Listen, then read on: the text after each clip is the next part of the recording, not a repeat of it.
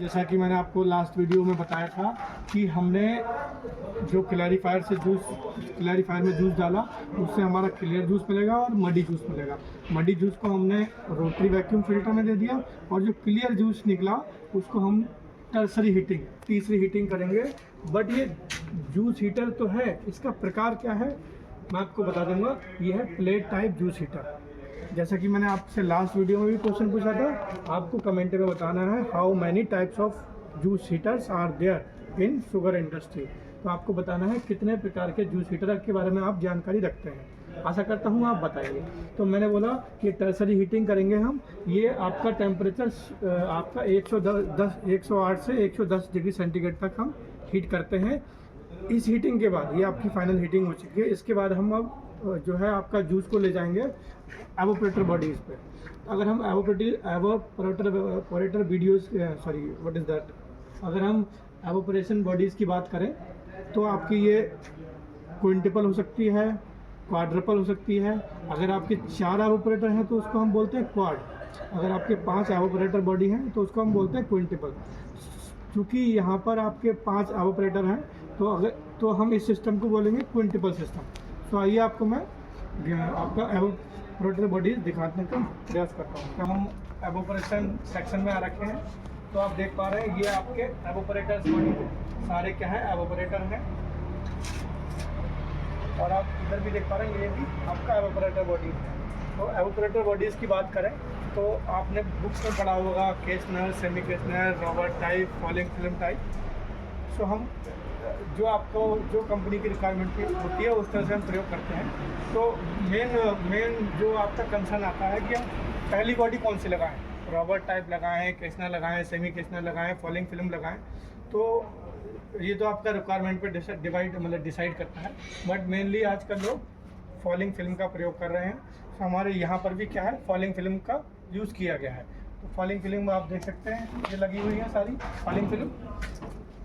अब मैं आपको इसकी प्रोसेस समझाता हूँ what is happening in the evaporator body. So मैंने जैसे बोला आपको जो आपका जूस हीट हुआ है last plate type juice heater में जिसका टेम्परेचर 110 डिग्री सेंटीग्रेड है वो अब आपका एवोपरेटर बॉडी में जाएगा। तो अगर हम पहली बॉडी में डालेंगे फॉलिंग फिल्म में जब हम जूस डालते हैं तो होता क्या है जैसा कि मैंने आपको बताने का प्रयास करूंगा। जो हमारा जूस आया गर्म होकर टर्सरी हीटिंग में, तो हम जब हमारी एवोपरेटर जो क्विंटपल है यहाँ पे इसकी फर्स्ट बॉडी में जब जूस डालेंगे फॉलिंग फिल्म में तो फर्स्ट बॉडी में तो हम स्टीम का प्रयोग करते हैं। स्टीम कह लीजिए या आपका जो पावर हाउस से हमें एग्जॉस्ट मिल रहा है जिसका प्रेशर अराउंड 1 kg/cm² रहता है, उसको हम एवोपरेटर फर्स्ट बॉडी से जोड़ देते हैं। यानी आपकी जो एवोपरेशन की फर्स्ट बॉडी फॉलिंग फिल्म है वो स्टीम पे काम कर रही है या एग्जॉस्ट पे काम कर रही है। और बाकी उसके बाद की चारों बॉडी जो हैं क्विंटपल में वो आपके जो फर्स्ट एवोपरेटर में स्टीम जो हमने दी। होता क्या एक्चुअली प्रोसेस समझिए। फर्स्ट बॉडी फॉलिंग फिल्म में जूस आया, एवोपरेटर का काम क्या है जो जूस है उसका पानी उड़ाना और जूस को गाढ़ा करना, यानी जूस से उसको सिरप की फॉर्म में लेके आना। वो कैसे होगा, हमने स्टीम दी एवोपरेटर बॉडी में, उसने उसको गर्म किया जिससे आपकी वेपर बनेगी यानी पानी उड़ेगा। फिर वो जूस गाढ़ा हो गया और जो पानी उड़ के यानी जो वेपर बनी है वो आगे की चारों बॉडी पे, क्योंकि ये क्विंटपल है तो आगे की चारों बॉडी पे हम स्टीम ना यूज़ करके फर्स्ट बॉडी की वेपर का प्रयोग करते हैं। ये संभव किस कारणवश हो पाता है, ये संभव होने के लिए हमारे प्रिंसिपल है रिलैक्स प्रिंसिपल। तो आशा करता हूँ आपने तीनों रिलैक्स के प्रिंसिपल पढ़ रखे होंगे। अगर आपने रिलैक्स के सारे प्रिंसिपल पढ़ रखे हैं तो कमेंट में यस, और नहीं पढ़ रखे हैं तो नो लिखिए। तो हमारा क्या हुआ मैंने फिर से आपको बताऊंगा। फर्स्ट बॉडी में हम स्टीम का प्रयोग करते हैं या एग्जॉस्ट का प्रयोग करते हैं, उससे जो हमारी वेपर मिलती है उसी वेपर का प्रयोग हम आगे वाली चारों बॉडी पर प्रयोग करते हैं। जिससे क्या होता है, इसमें होता क्या है, जब हम वेपर पानी से जूस से हमारा पानी उड़ने लगता है तो जो जूस की ब्रिक्स बढ़ने लगती है। जो जूस हमारा पहली बॉडी में आया है उसकी ब्रिक्स होती है 12 से 15 डिग्री। बट जब आपका जो फाइनल बॉडी से एवोपरेटर बॉडी से जो आपका जूस मिलेगा उसकी ब्रिक्स 60 से 65 डिग्री हो जाती है।